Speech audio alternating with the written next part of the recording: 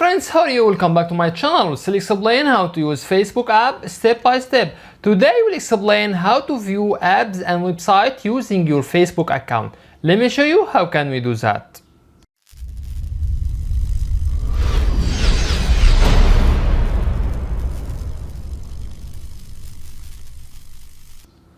At first, tap on Facebook app icon.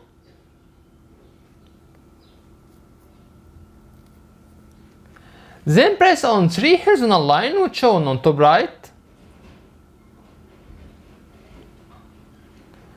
Scroll down a little bit till we get setting and privacy. After that, press on settings.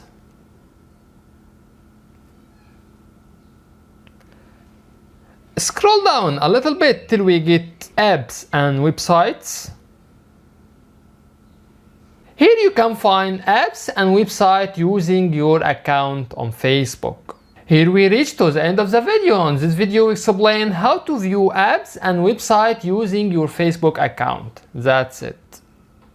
If you find that our content is helpful, you can support us by tap on subscribe.